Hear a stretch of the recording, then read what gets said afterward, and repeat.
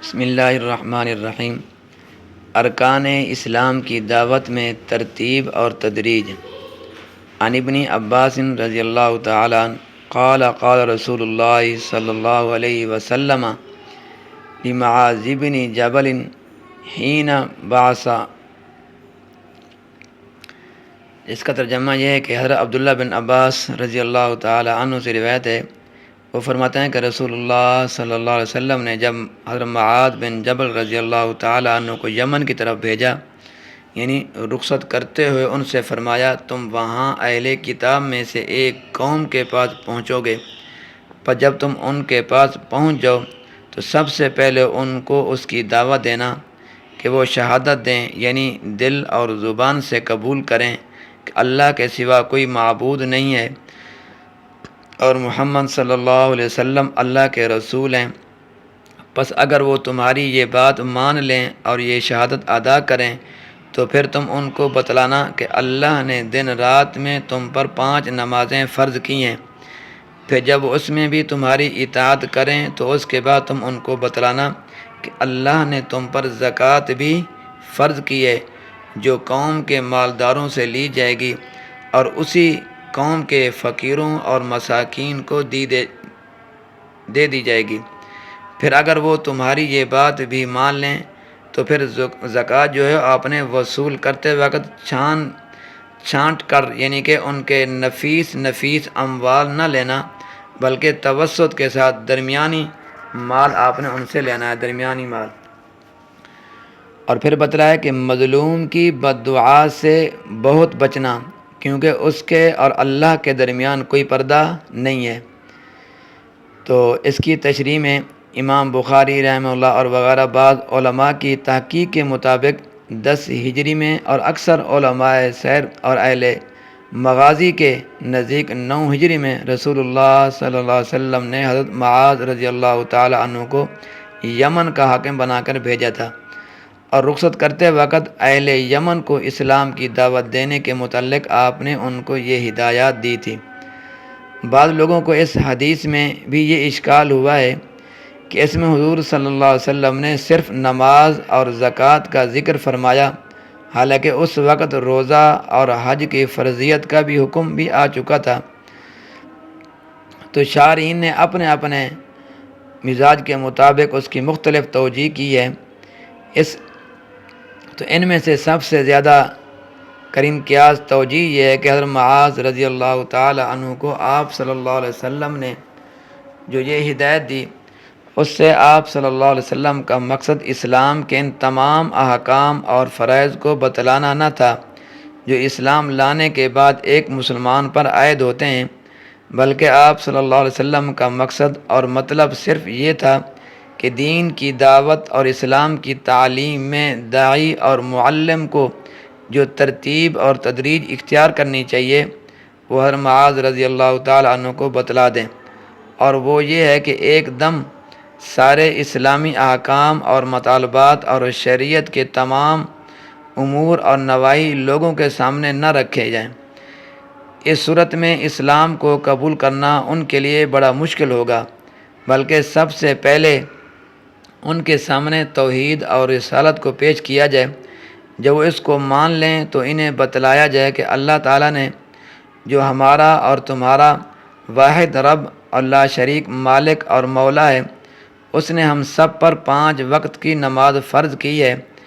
پھر جب وہ اس کو مان لیں تو ان کو بتلایا جائے کہ اللہ تعالیٰ نے تمہارے مالوں میں زکوٰۃ بھی فرض کی ہے، جو قوم کے مالداروں سے وصول کی جائے گی اور اس قوم کے حاجت مند ہوں گے انہی کے اندر تقسیم کر دی جائے گی۔ بہرحال حضرت معاذ رضی اللہ تعالی عنہ کو یہ ہدایت دینے سے حضور صلی اللہ علیہ وسلم کا مقصد اور دعوت اور تعلیم میں ترتیب اور تدریج کا حکیمانہ اصول ان کو بتلانا تھا۔ باقی اسلام کے ضروری احکام اور ارکان حضرت معاذ رضی اللہ تعالی عنہ کو معلوم ہی تھے، اس لیے اس موقع پر سب کے بیان کرنے کی ضرورت نہ تھی۔ علاوہ ازیں اس میں بھی یہ بھی شبہ نہیں کہ اسلام کے ارکان اور فرائض میں نماز اور زکوٰۃ ہی سب سے زیادہ اہم ہے۔ کیوں قرآن مجید میں انہی دو پر سب سے زیادہ زور دیا گیا ہے، جس کی ایک وجہ یہ بھی ہو سکتی ہے کہ جو شخص ان دو کو ادا کرنے لگے اس کے لیے باقی تمام ارکان فرائض ادا کرنا آسان ہو جاتا ہے، جیسا کہ تجربہ اور مشاہدہ بھی ہے۔ جو انسان کے اندر جو نفس انسانی کی جو طبیعت ہوتی ہے، ان دونوں کو بہت خاص دخل ہے، اور غالباً اسی واسطے کتاب اور سنت میں بہت سے مقامات پر صرف انہی دو کا ذکر کیا جاتا ہے۔ مثلاً وَمَا أُمِرُوا إِلَّا لِيَعْبُدُوا اللَّهَ مُخْلِصِينَ لَهُ الدِّينَ حُنَفَاءَ وَيُقِيمُوا الصَّلَاةَ وَيُؤْتُوا الزَّكَاةَ وَذَلِكَ دِينُ الْقَيِّمَةُ۔ اور سورۃ توبہ میں بھی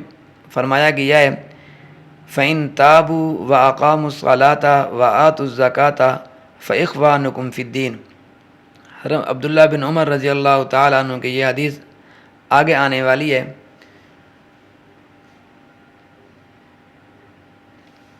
پس ان آیات اور احادیث میں ارکان اسلام میں صرف نماز اور زکوٰۃ ہی کا ذکر ہے۔ ایک توجہ یہ بھی ہے کہ اسلام کی دعوت اور تعلیم کے متعلق یہ ہدایت دینے کے بعد حضرت صلی اللہ علیہ وسلم نے حضرت معاذ رضی اللہ تعالیٰ عنہ کو ایک نصیحت فرمائی کہ جب زکوٰۃ کی وصولی کا وقت آئے تو ایسا نہ کیا جائے لوگوں کے اموال مثلاً پیداوار اور چوپاؤں میں سے بہتر میں زکوٰۃ میں لینے کے لیے چھان لیے جائیں، بلکہ جیسا مال ہو اسی کے واسطے اوسط سے زکوٰۃ وصول کی جائے۔ سب سے آخری جو نصیحت آپ صلی اللہ علیہ وسلم نے یہ فرمائی کہ دیکھو مظلوم کی بد دعا سے بچنا، مطلب یہ ہے کہ تم ایک علاقے کے حاکم بن کر جا رہے ہو، ایک بڑا بن کے جا رہے ہو، دیکھو کبھی کسی پر ظلم اور زیادتی نہ کرنا، کیونکہ مظلوم کی دعا اور اللہ کے درمیان کوئی پردہ حائل نہیں ہے، وہ قبول ہو کے رہتی ہے۔ اسی طرح حضرت ابو ہریرہ رضی اللہ تعالیٰ عنہ کی روایت ہے کہ رسول اللہ صلی اللہ علیہ وسلم کا یہ بھی ارشاد بھی مروی ہے دعوت المظلومی دعوت المظلومی مستجابتن مستجابتن وَإِن كَانَ فَاجِرًا فَفُجُورُهُ عَلَى نَفْسِهِ۔ کیا مطلب؟ مظلوم کی دعا قبول ہی ہوتی ہے اگرچہ وہ بدکار بھی ہو، یعنی گناہ گار بھی ہو، تو اس کی بدکاری کا وبال اس کی ذات پر ہے، یعنی کہ فسق اور فجور کے باوجود ظالم کے حق میں اس کی بد دعا قبول ہوتی ہے۔ اسی طرح انس رضی اللہ تعالیٰ عنہ کی ایک روایت میں یہ بھی الفاظ وارد ہوئے ہیں دعوت المظلومی مستجابتن وَإِن كَانَ كَافِرًا لَيْسَ دُونَهُ حجاب، یعنی مظلوم کی بد دعا قبول ہوتی ہے اگرچہ وہ کافر ہی کیوں نہ ہو، اس کے لیے کوئی روک نہیں سکتا۔ تو فائدہ اس حدیث میں یہ ہے کہ یہ معلوم ہوا کہ رسول اللہ صلی اللہ علیہ وسلم کی رسالت پر ایمان لانا اور آپ کی لی ہوئی شریعت پر چلنا اگلے پیغمبروں اور اگلی کتابوں کے ماننے والے اہل کتاب کے لیے بھی ضروری ہے، اور اپنے سابقہ ادیان پر قائم رہنا اب ان کی نجات کے لیے کافی نہیں ہے۔ ہمارے اس زمانہ میں مسلمان کہلانے والوں میں سے بعض لکھے پڑھے جو اس خیال کا اظہار کرتے ہیں کہ یہود و نصارہ جیسی امتیں ان پرانی شریعتوں پر چل کر بھی اللہ کی رضا اور نجات حاصل کر سکتی ہیں، اور ان کے لیے شریعت اسلام کا اتباع ضروری نہیں ہے۔ وہ یا تو دین اور اصول دین سے جاہل ہیں، دراصل منافق لوگ اس طرح کی باتیں کرتے ہیں۔ اللہ تبارک و تعالیٰ میرا اور آپ کا حامی و ناصر ہو۔